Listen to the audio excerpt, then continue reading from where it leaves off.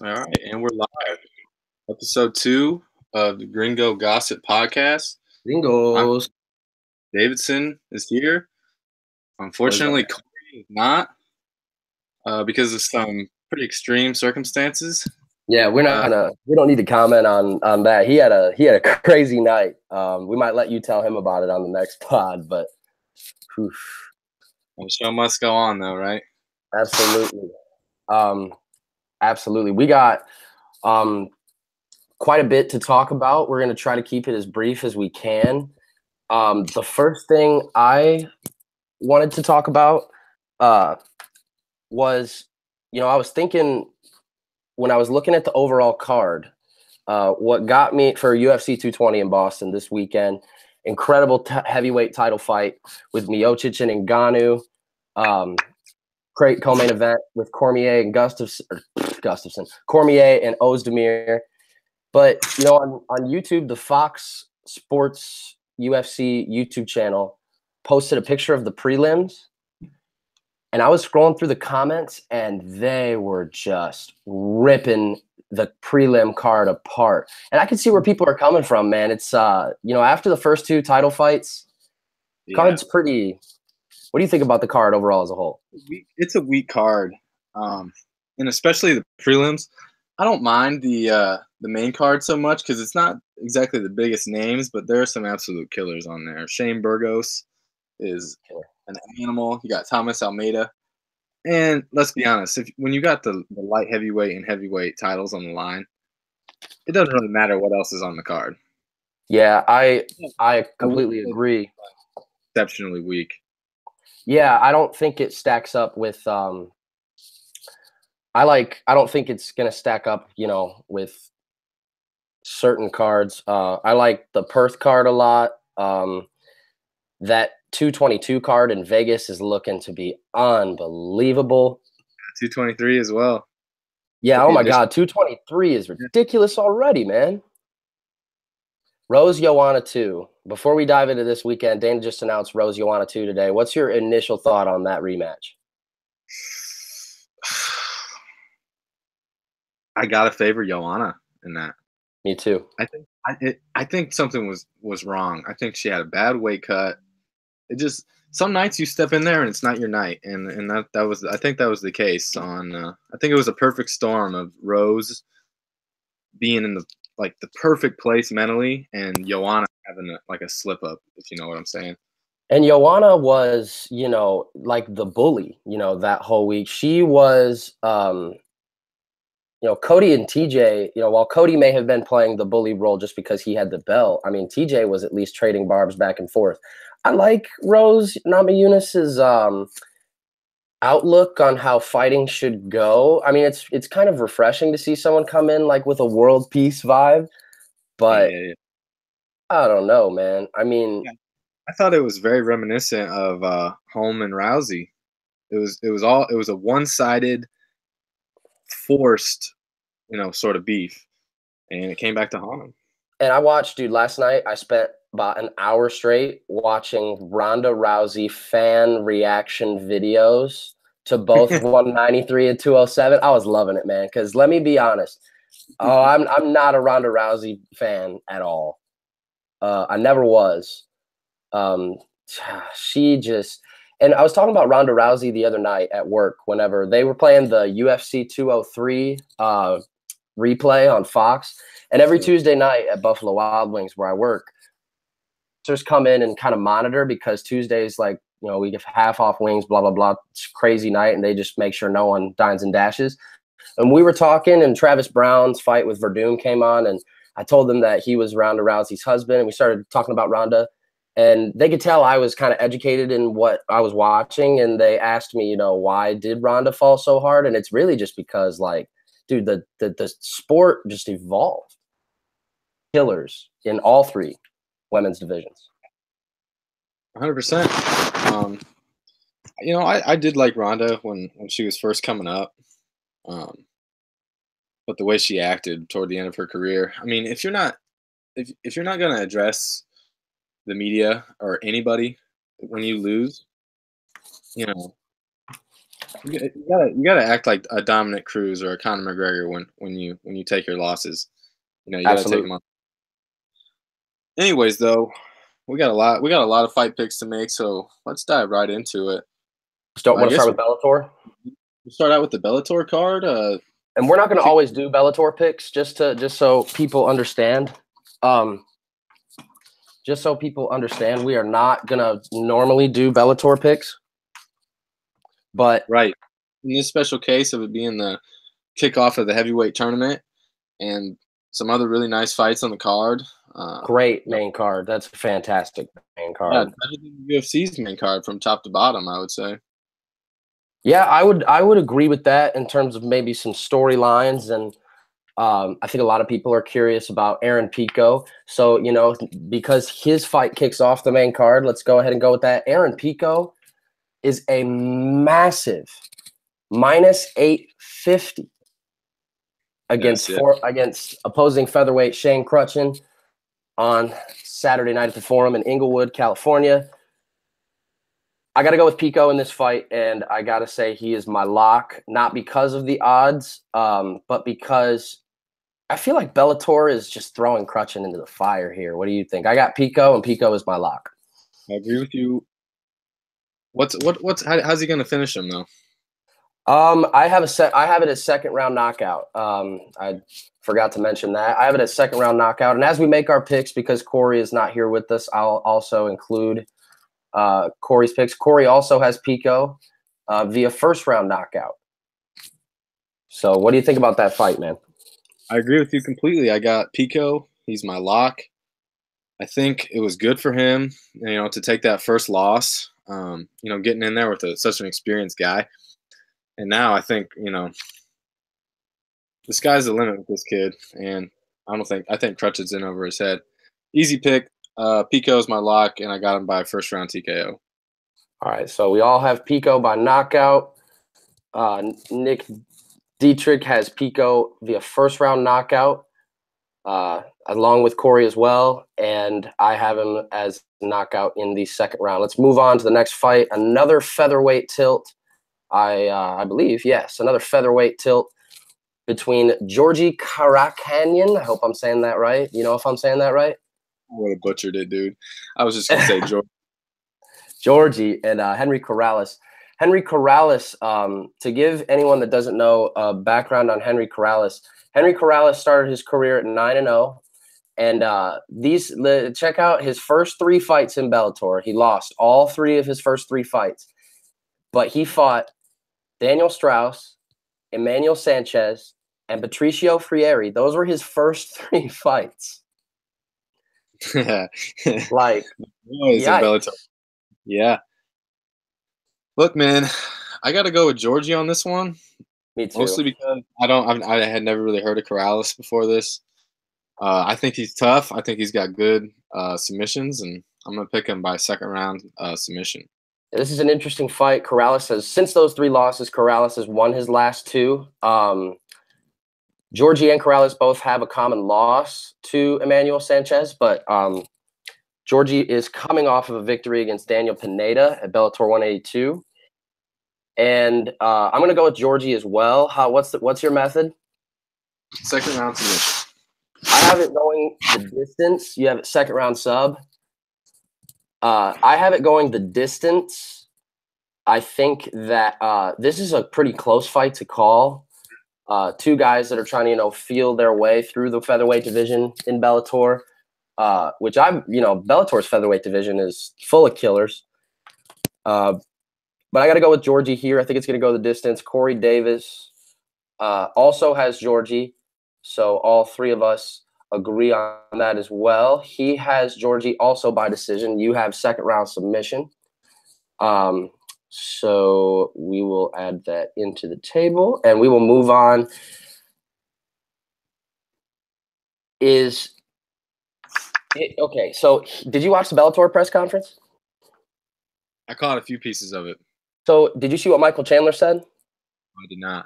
I think Michael Chandler is playing a dangerous game. Michael Chandler, I wouldn't say he's necessarily looking past. He is fighting, I hope I'm saying this right, Goiti Yamauchi, who Scott Coker said is maybe the scariest fight in the lightweight division in Bellator. Scott Coker said he offered that fight to 5 guys, and 5 guys all said, or 4 guys said no. And at that point, I believe Coker said, well, who else do I offer him to? And Michael Chandler is, your typical anytime, anywhere, any place you can get these hands kind of guy. But here, what I thought was interesting, Michael Chandler said he doesn't even necessarily want a title shot if he wins. Coker said the winner of this fight will fight Brent Primus next for the lightweight Bellator title. And Chandler did not seem interested. He said he wants big fights. He said, case in point, I don't even know if I want the title shot. I want big fights. What do you think about that? Sounds to me like he's interested in going up to 170 and facing off against potential Rory McDonald, maybe a Paul Daly, somebody like this. Honestly, I didn't even know this fight was happening this weekend. I was expecting Chandler to challenge for the Bellator lightweight title next. So this is interesting. But for my pick for this, I'm going with Michael Chandler with a first-round TKO. I just think that this dude is one of the best 155ers in the world and all the land, and it's going to be easy for him. Absolutely. I agree with you. I agree with you on the best, one of the best 155ers in the world. It just seemed to me in that press conference, it's because it's I think the most dangerous game you can play in this sport is 2 things. One, when you're a huge favorite, he's not particularly a huge favorite. I believe the last time I checked, he's minus 285. So I think the 2 most dangerous things in this sport is looking ahead past the task you have at hand and looking ahead past your opponent via, feelings towards if you're like a huge favorite, like if Pico, like being the minus 850 favorite this weekend, were to just be like, this guy's nothing, I think he'd be in trouble. I didn't sense any of that though with Michael Chandler. The comments about not even wanting a title shot after this did kind of concern me. I do also have Michael Chandler. So first, second, and third fights on the main card this weekend for Bellator are all unanimously agreed upon between us. You said Michael Chandler via first round KO. You got some finishes here, my man. First round KO for Nick Dietrich. Corey Davis has Michael Chandler by decision. I have Michael Chandler via second round submission. I don't think as I look right here at SureDog, his last submission was against Derek Campos at Bellator 138, which is 2.5 years ago. I don't know. I think Michael Chandler will prove to be too tough, and where he wants to go from there, we'll see. So now let's get to this title fight. I don't look very much into the fact that they made Rampage and Chael the main event. People were kind of going crazy about it. Yves Edwards and did you see Yves Edwards and Scott Coker traded? Because they kept asking him about it. About 25 minutes through it, Yves Edwards said something like, what is the justification for a middleweight and a light heavyweight fighting at heavyweight being your main event? And Scott Coker was just like, we already talked about it, man. Like, yeah. Yeah, I don't have too much of a problem with it either. I'm not reading too much into it. At the end of the day, they're both going to fight. And I don't think any of the fighters care. Yeah, I don't I don't think – I think originally, McDonald said he was a little disappointed, but, He did say that, but he said for the day, it's not going to make a difference for him. No, 30 minutes I don't think makes a difference. Douglas Lima God, that cut he has to make to 170 looks brutal. I saw him step on the scale today, and I can tell he probably walks around in 205. Oh, he walks around in 205, 210 even. It's crazy. That being said, Corey Davis has Rory McDonald as his lock. So the locks for this event, Nick Dietrich and I both have Aaron Pico as our lock. And Corey Davis has Rory McDonald as his. And he also has Rory McDonald finishing Douglas Lima in the championship round of the 4th round via technical knockout. I'll go ahead and let you say what you got, and then I will make my decision. All right, man. I'm going with Lima in this one. I think Rory's looking good, but Lima's a tough out for everybody, man. We've seen it with Lorenz Larkin. We've seen it with who I forget who else he fought from UFC, but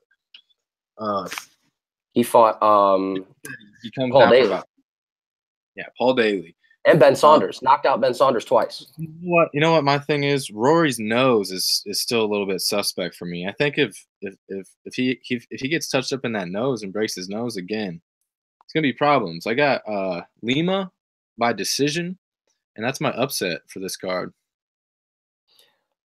It's crazy that the champ we have is Lima. Yeah, it is pretty crazy, man. I totally agree with you 100%. I think my biggest story for this fight is what I think is often overlooked when UFC guys join Bellator is the UFC fighters are historically not very successful in stepping into Bellator. For whatever reason that may be, I'm not sure. Maybe I think it might be due to the fact that Bellator might not get enough credit. And with that being said, I mean, Bellator just doesn't put on the type of cards the UFC does. However, that being said, and Coker said the other day he believes his welterweight division is, he didn't like come out and say my welterweight division is better than the UFC's, but he said he thinks the Bellator welterweight division is the most stacked division in any promotion in the world. I don't agree with that, but bullshit, but I understand what he's selling. Look, it's stacked. From top to bottom, the UFC has more depth than Bellator, but pretty much in all the divisions, the upper echelon of Bellator is just as good as the best guys in the UFC. They could all easily step into the UFC and contend for championships. Absolutely. That being said, Lima is the upset for Nick Dietrich. Corey Davis and I both actually do not have an upset on this card. So that being said, I do like Rory McDonald. I definitely don't think he's going to run over him. I do like your point about the nose thing. Rory McDonald's got to be pissed, man. This is his second opportunity at a world title. And if we think back, his last opportunity at the world title was a top 3 of my favorite fights I've ever seen, with obviously McDonald Lawler 2 was incredible. But that wasn't the main event either. That was the co-main event. And the main event in that card also was not a world title. It was an interim world title. But it was Conor. So no one is going to have a main event slot over Conor. I was explaining that to my girlfriend the other day because my girlfriend likes UFC. She's been watching UFC with her family.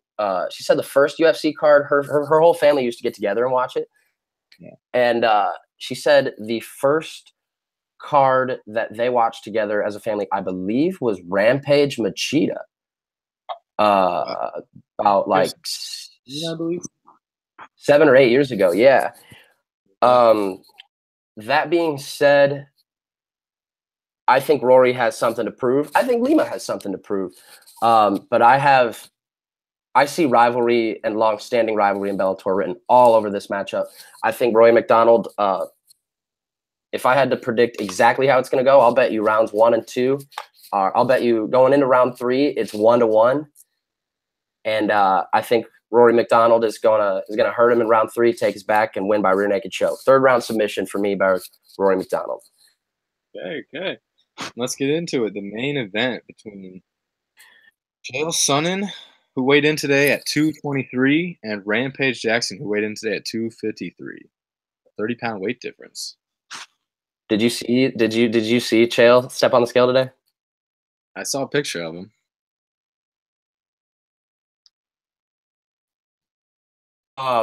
Yeah, I'll Corey Davis has Rampage by decision. I will let you make your pick, and then I will tell you how I made mine. Okay. I got Chael by decision. I think he's going to successfully be able to get the takedown each round, and Rampage is going to have a real hard time getting back up. Look for Chael maybe to look for a submission. But Rampage, for somebody who doesn't really emphasize his jiu-jitsu, his takedown defense as much, has pretty exceptional submission defense. Absolutely. The only time he's ever been submitted was by John Jones. It's, not something to cry about. Yeah. And I'm going with Chael by decision. So wait, remind me again what you had, Lima McDonald. What method? Lima decision, and that's Decision, my up. Okay, so when you look at the odds, the overall odds, I will pull up Bellator. I'm going to pull up the Bovada Bellator Grand Prix odds right now, and I'm going to go in order for who they have as the favorite all the way down to the bottom. But while I do that, when I saw the bracket come out, a lot of people were critical of the fact that they have, kind of have a light heavyweight bracket and a heavyweight bracket. I don't think I know for sure how they're going to seed, like after who wins what. Do you know if like the winner of this fights winner King Mo Bader? And I think they know. I think it honestly depends on who wins. Is who they're going to match up who with, because it's all, at the end of the day, it's about selling tickets, and they want these big matchups. I think you almost have to put the winner. It doesn't matter if Chael wins or if Rampage wins. I feel like you almost have to put the winner of this fight with the winner of Fedor versus Mir. That's interesting. I got it now pulled up. It goes in this order. Matt Mitrione is the favorite to win this tournament at plus 225, which makes sense because, Chael says it all the time. And Chael says it from an interesting standpoint. You got a guy like Matt Mitrione who's probably one fight away from fighting for the title. And then they give him a call and they say, yo, you got to win 3 more fights.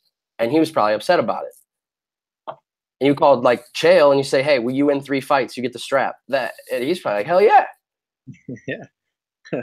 But the odds in order, Matt Mitrione, plus 225. And then you got Ryan Bader, Frank Mir, Fedor, Roy Nelson. In between Roy Nelson and King Mo is any alternate. I read they're going to announce the alternates tomorrow night at the post-fight press conference. So in between 5 and 7 in order is they have any alternate winning this tournament at plus 600. And then King Mo is plus 1,100. And right at the bottom, Rampage is plus 1,400. Chael is plus 1,600. Wow. I originally picked Chael. I said all the things you said about this fight, you could have cut and copy and pasted into my mouth. Exactly what you said. I thought Rampage is going to have a tough time keeping himself off of his back. Chael, it doesn't matter who you put up against Chael. You can put Chael up against Butterbean, and I feel like he'd be able to take him down. However, my girlfriend's at work today, and I'm sitting here alone, and I get hungry, and I walk across the street. I go to get a burger, and I'm watching the Bellator weigh-ins, and I see Chael come out, and he looks like a bona fide dad. He is repping Dad Bod City. I changed my mind immediately. When I saw Rampage come out, I was like, he is huge. Yeah. Even if Chael is going to take him down, I don't know particularly how well Rampage would be able to do off of his back. Like you said, he does have great submission defense. And, Chael isn't even a submission really guy. He's going to take people down and he's going to ground and pound. I just really I had to think about it. Something was telling me I needed to change my mind. I had Chael via decision. I now have Rampage, and Chael was going to be my upset. I now have Rampage by decision. We all unanimously, I believe, are picking this fight to go the 3-round distance. Is that correct? Yes. So now that I look at these predictions, me and Corey are exactly identical. Other than the fact that he has McDonald as his lock and I have Pico as mine. We have no upsets. Methods obviously are a little bit different, but the winners, me and Corey, both have Rampage, Rory, Michael Chandler, Georgie, and Aaron Pico. And Nick Dietrich has Chael Sonnen, Douglas Lima. And then the Chandler, Georgie, Pico, we all 3 unanimously believe are going to be the winners. I think wrapping up our thoughts about this card, I don't know, man. I have a feeling that Bellator is going to do some big things this year. I think ratings are going to really – I think the ratings are going to go a lot higher. I'm not sure how well they can compete as a full card standpoint. However, this is also the first time a prelim fight on that card has intrigued me. You know, Hoist Gracie's son is fighting his pro debut.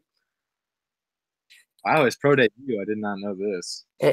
0-0 against another 0-0 guy by the name of Devin Brock. I don't know much about him at all. The only time I did any research on him, I know that this is a classic grappler versus striker matchup. He comes from a camp called The Movement Boxing and Fitness. So this is a classic. I definitely see myself getting online and watching that prelim for sure. Moving on.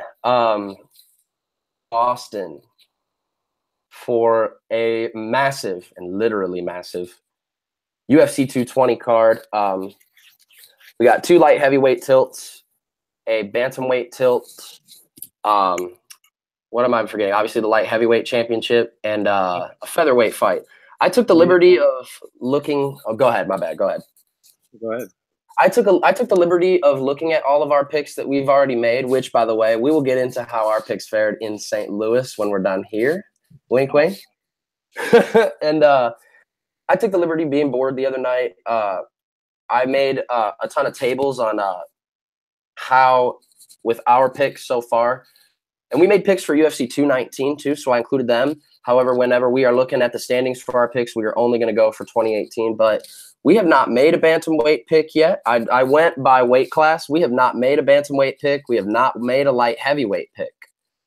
However, I'm 2-0 at featherweight, and you're 0-2 at featherweight. That being said, I'm not trying to rub anything going on. Let's get to the card. I had to throw that in there.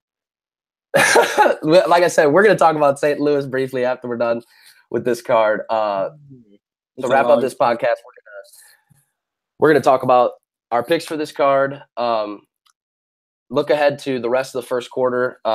Definitely would be bad if we don't look ahead to next weekend's event in Charlotte and last weekend in St. Louis. But let's get started. Thomas Almeida and Rob Font. So Corey Davis has Thomas Almeida as his lock by first-round knockout. Ooh. What do you think, Nick? This is a really close fight, man. I was going back and forth on this, watching a little bit of tape on Rob Font. Like I said, I think it's going to be a close fight. I expect a split decision win for Rob Font, and that's my upset pick for this card.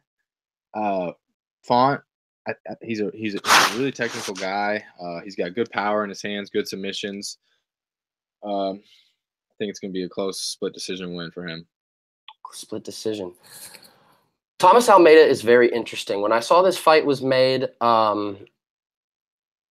it was it very much so intrigued me. The background on this fight, and I think the background, if a lot of people listening don't know about Thomas Almeida,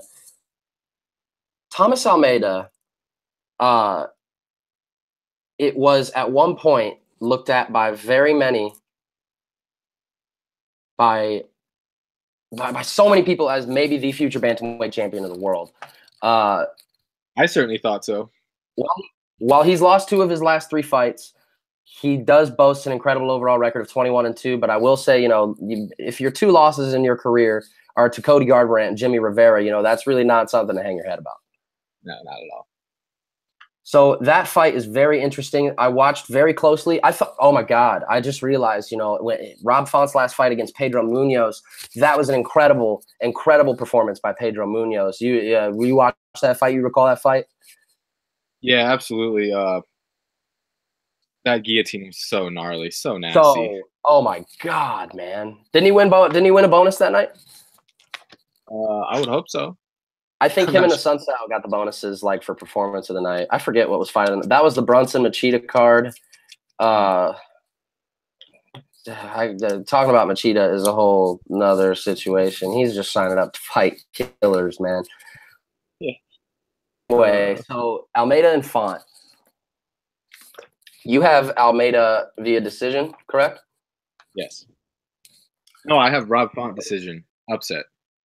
Gotcha. Okay.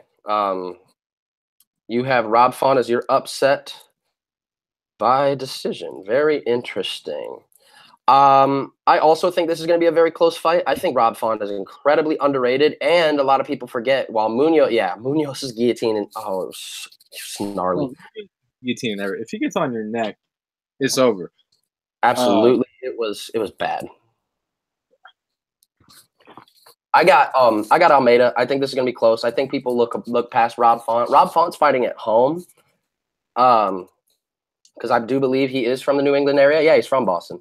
He trains with Joe Lozon. Gotcha. Okay, love Joe Lozon. There's a lot of interesting things about this fight. I do like Thomas Almeida though. I do think it's going to be closer than people think. I'm trying to see what the odds are for this. You have him as your upset. I do see that Rob Font's upset. If you were to bet, oh wow, Rob Font is at even. Thomas Almeida is at -130. So Rob Font, while being the underdog, is not a very big underdog at all. I do have Almeida winning this fight, though. Let's move on. This is another one that I took a long time to think about. Jean Vellante and Francimar. Ariel Helwani made sure people knew this is how you pronounce his last name. Barros. Not Barroso. There's a Barros. Like he said it like 100 times today. What you got in this fight, man? Okay. Unlike you, I took very, very little time in taking my pick for this fight. I had never heard of Francimar. And Gian, he's had an up and down UFC career, but I think he should take this one. I got him winning by decision. It's going to be a boring fight. Let's be honest.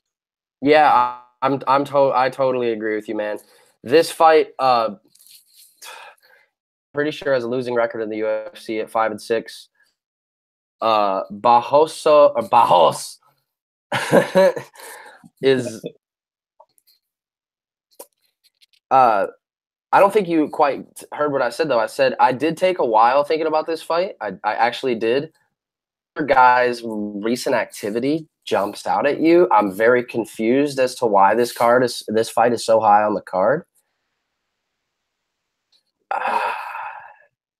Oh man, look, Barbosa, what's his Wikipedia, and I didn't recognize a single guy he's fought in the UFC. Am I wrong? Am I forgetting somebody? Well, he looked at, because I obviously have. You got Fight Pass? Yeah, me too. And I was looking at his record too, and I saw the thing that jumped off the page at me. If you recall, at the Winnipeg card, he and Julian Marquez, who, by the way, Julian Marquez it might be my favorite fighter on the planet Earth. After he called out Tyron Woodley for the beard off, I love that. Yes, bro. Dana White Tuesday Night Contender Series was disturbing. That, but anyway, Stewart. Yeah, he was involved in the fight of the night in Marquez and Winnipeg. They fought. Barros and Darren Stewart fought twice at 205 before Stewart came down to 185. Because the first one ended in a no contest. I remember watching it. I think there was some sort of DQ, and they ended up running it back, and Barros knocked him out, I believe. He's not a very big underdog either. He's at +120. But man, I mean, this would be like picking a MAC football game, bro. I know you and I are MAC West rivals, man. Go Rockets and go Cardinals on your end. Yeah. I mean, first, just because of the name, I know he's had big fights. He fought Shogun, Vellante at first, but this fight that I changed. Because I noticed in the pre-fight interviews at Media Day this week, the demeanors of the two guys are night and day, man. Vellante is just like, yeah, well, Gronk, like, yeah. And Barros is just like, I'm going to finish him. I'm going to knock him out. That's dangerous to me, man. Like, what do you think about that, bro? Hey, no, that's some serious. You're onto something with that. I mean, you make me think about changing my pick, but I'll give you this: if you go, you taking Barbosa? I am. If you before you make any decision, I want you to go to MMA Junkies YouTube and watch their little like short 3-minute interviews and decide for yourself, man. Right on. Right And on. today at the weigh-in, I I can't hear you. got a.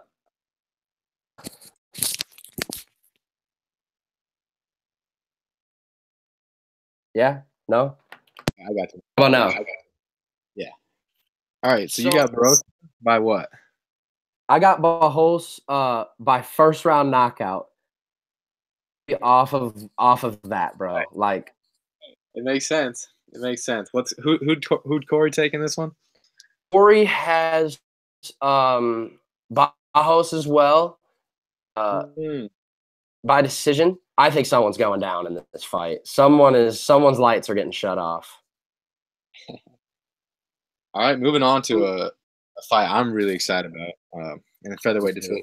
I think that this Shane Burgos kid could really be the future of the featherweight division. His striking is so goddamn slick, and you can tell he's just so confident. And I just learned yesterday he's training out of Tiger Schulman's with the likes of Jimmy Rivera and company. And just watching his fights, man, his movement is so good. He keeps his hands down, but he keeps that distance and slips back and fires shots. And he's really exciting to watch. Don't sleep on this guy Qatar that he's fighting. He's coming off a win against Andre Feely, but I think this Burgos kid is the truth. I'm going second round TKO for Burgos. Corey Davis and Nick Dietrich agree on the winner of Shane Burgos and the method as well. Corey Davis has Shane Burgos via second round KO as well. This fight to me might be obviously outside of Stipe and Ngannou. I've been literally raving about thinking about that fight ever since I saw Ngannou knock out Overeem in Detroit in person. I mean, obviously everyone knew as soon as that happened, that fight was next, and that fight was going to happen soon. But that being said, obviously that's one of the most intriguing fights in a very long time. If there had to be a second for me, the fight that gets you really thinking on this card, it's got to be this one. Two outstanding featherweights. Shane Burgos, an undefeated featherweight. Like you said, his striking he looks so confident when he strikes. However, there's something I feel that is very weird about undefeated fighters. Shane Burgos is 10-0. And, his notable wins, he beat Charles Rosa. He beat Godofredo Castro.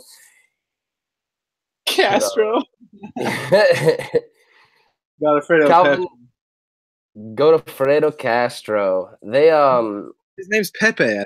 Is that his nickname or something? Yeah, Pepe is his nickname. Oh, okay. He's got a big fight next weekend with Bektic. Oh, that's a nice fight. I didn't know that was coming up. That's a great fight. That's next weekend in Charlotte. However, I'm going to go. I have two upsets on this card as far as like odds are concerned, and this is my other one. I have Calvin Qatar. He is a bigger underdog than Bajos is, but if I haven't said so already, Bajos is my like official upset I'm clinging on to because I'm a little more confident in that one. This fight could go either way, man. It's Calvin Qatar is coming off a UFC debut win over Andre Feely in Anaheim, and I watched that fight, and I don't know. I don't think either of them. I don't think either him or Feely looked the part of, in that fight particularly, looked the part of, someone that could just blow an undefeated guy out of the water. But I do like Qatar out of this. I think Burgos, he's fighting at home. I think that's going to make a difference. And razor thin close. I think this has fight of the night written all over it. I like Qatar going the distance via decision. And Corey and Nick both like Burgos via second round KO. Now let's move on to the belts. Yeah. Did you see Cormier kind of like in all pictures he took this week, he'd hold the belt by his side? What do you make of that? Yeah, I think that's kind of the same way he felt about the belt when he was first. Wait, I'm having a foggy memory about DC's like title situations. After the John Jones fight, I believe he fought Rumble next. Yeah. So, oh, that's right. That's right. So then he came in to fight Rumble for the Bacon. the belt. That's right. Correct. Yeah, I like his mindset about that. He Me doesn't too. really believe camp again until he wins on Saturday night. I think this is an easy fight for Cormier, relatively easy fight. I think he's going to overwhelm him with his wrestling, especially if this fight goes, past, the second round. The chances of winning just go up exponentially. I like DC by second round, rear naked choke, and this is my lock. So the timeline of this fight is incredibly interesting. I remember the exact tweet that I saw when this began to snowball because it's very well known in mixed martial arts. For those who are listening and don't know, how it works is champions don't call people out. The champion gets called out. And Daniel Cormier took to Twitter and kind of put up a poll and said, who do you guys want me to fight next? And Vulcan was my fighter of the year in 2017 on my last podcast by the way that he beat by the way that he beat oh my god, I'm having a foggy memory. Ovin St. Preux. Yeah. By the way he beat Ovin St. Preux, even though Ovin St. Preux, he could have had a 10-8 round in the third round. He got by that decision. And then he beat Serkinov and Manoa, I think, in a combined 75 seconds. So the thing is, with this fight, it's very interesting because Cormier kind of picked his shot, and these guys have kind of respected each other. Then you had the press conference, and as time has gone by, the animosity has begun to boil. I read that they got in. I read that they almost got into it at the hotel last night. Yeah, if you watch the episode of Embedded, you'll see kind of. I haven't seen. Back and I've seen the first 4 episodes. I haven't seen that one yet, though. Do you see? Is it in it? Yeah, there's a couple of they have an altercation, and then you see it. The next shot is later. They're kind of like mingling and joking with each other and laughing and saying, DC saying, "God damn, man, you're trying to fight me at Fenway Park. Like, I'm trying to get paid to fight you." And this and that. But yeah, check that out. I like how I very much so like how you analyze this fight. I analyze it the same way. Before I get to what I think about it, Vulcan is the biggest underdog on this main card. I believe, now that I'm looking at it, Volkan Ozdemir is a plus 255 underdog, so not really an overwhelming underdog. He's the biggest underdog of the entire night. Now that I'm looking at it, he is the biggest underdog of the entire card, which just goes to show, we kind of battered on the card earlier, but it's got a lot of good matchups. I do have Cormier as well, but when I say that he is the biggest underdog, Corey Davis has Volkan Ozdemir in an upset. 4th round knockout. I think that's insane. I don't think if he's going to knock him out, it's going to be early. Yeah. Look, I could see the knockout, but I guarantee you it does not happen past the 3rd round. No way. Guaranteed. No. Yeah, Corey's nuts for that, man. He's got Vulcan knocking him out late in the fight. We're talking about Vulcan no time Ozdemir, and he's talking about whole time Ozdemir. Don't do it. Like, it's not going to be like that. I have the same method. I have rear naked choke as well. 3rd round submission. I think he's going to take his back. I think Vulcan will give his back. How about that? I could see it too. I have Cormier as my lock. Cormier is your lock as well. Is that correct? Yes, he's my lock. And Vulcan is Corey Davis's upset. And now for the meat and potatoes. The most anticipated heavyweight fight I can remember, besides maybe Lesnar Velasquez. Or Velasquez JDS won. Yeah, one. I agree. That was on Fox too. This is an insane fight. You got Stipe, who's just knocked out JDS, Overeem, Verdum, Arlovsky. He's beat Mark Hunt. He's beat Roy Nelson. This is the guy, heavyweight. But here comes Ngannou out of nowhere, looking terrifying, so scary, so scary. Oh man, what do you think about this fight? You know, universally across the world of MMA media, it's split in half because while we have, I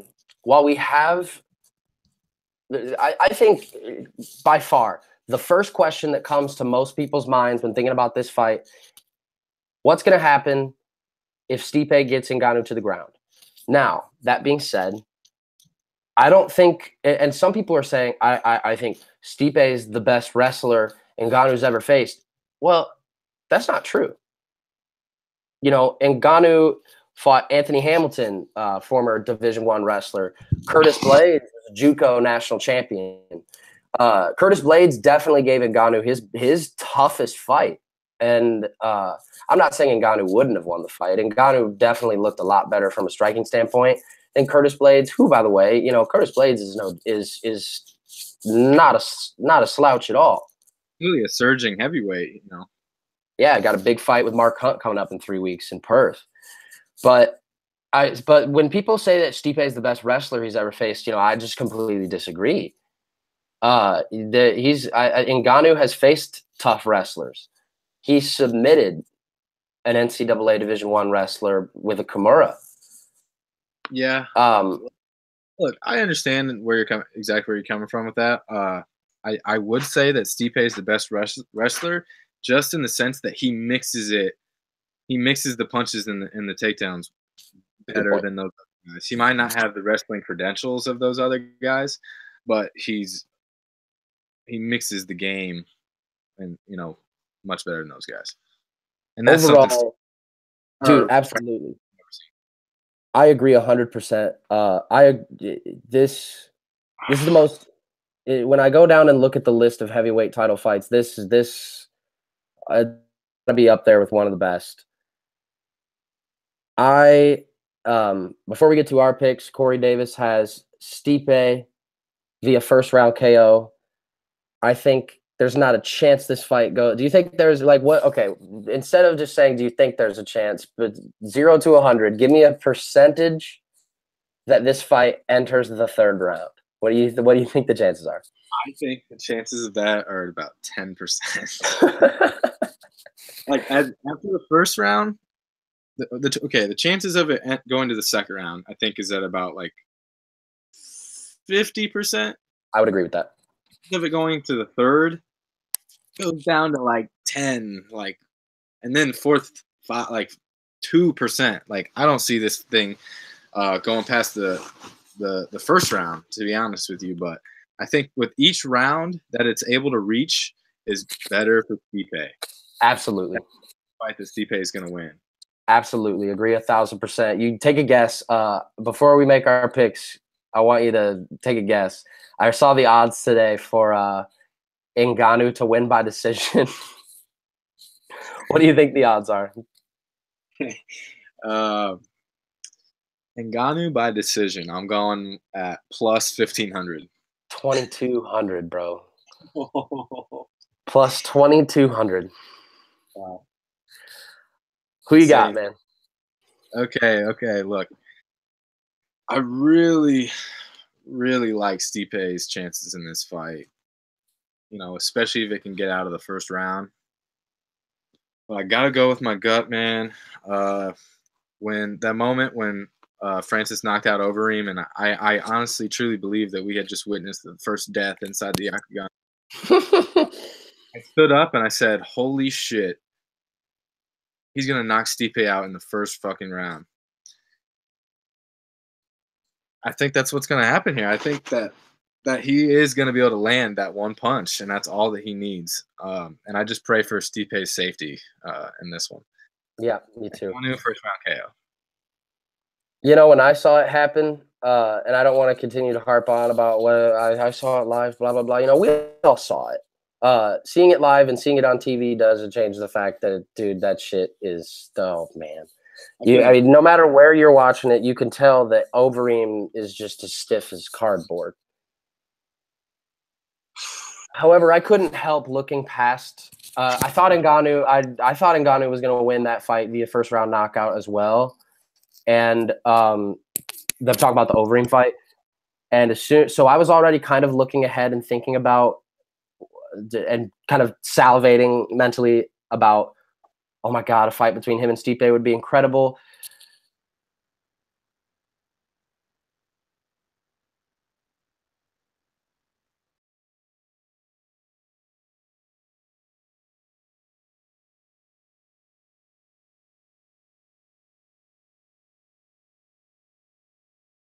Mentioned something about his Google Chrome quitting on him.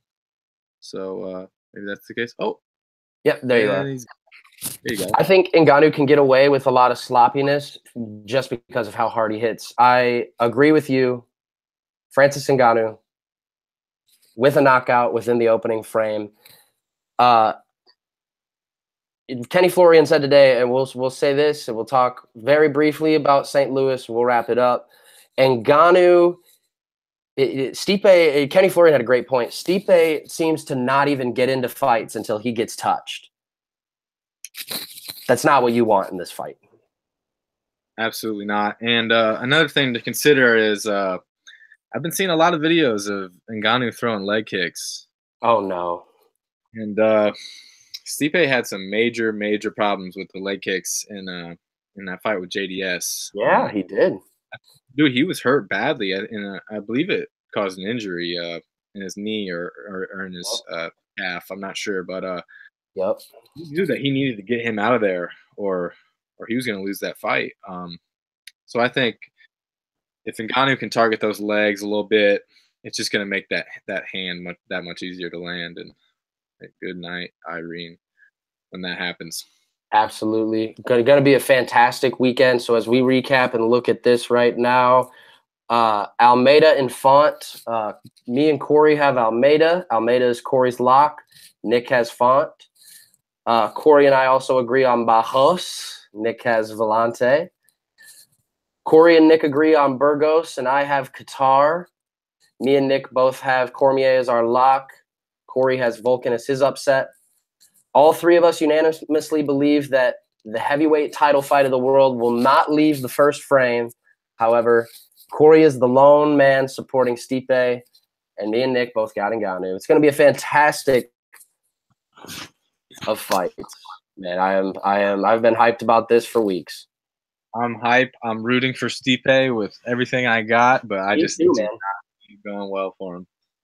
Me too, and I have a $10 bet on Ngannou too. But I'm rooting for Stipe because that means they'll come back to Cleveland all that sooner. Yeah, there you go. And all right, let's get into it. Let's get over the picks from last week so you can gloat a little bit. We're gonna do this every week, man. So don't think I'm just doing this because anyone watching can tell I'm a little happy thinking about it.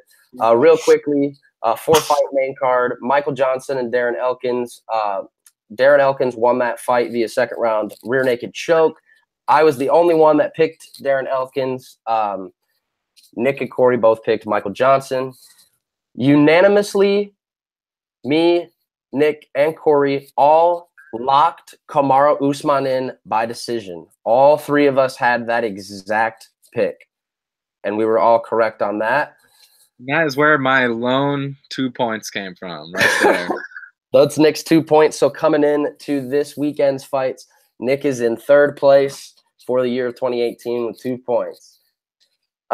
Jessica Rose Clark defeated Paige Van Zant via spinning back fist arm break. Via decision. That spinning back fist looked hard too. Like it looked like it hurt her.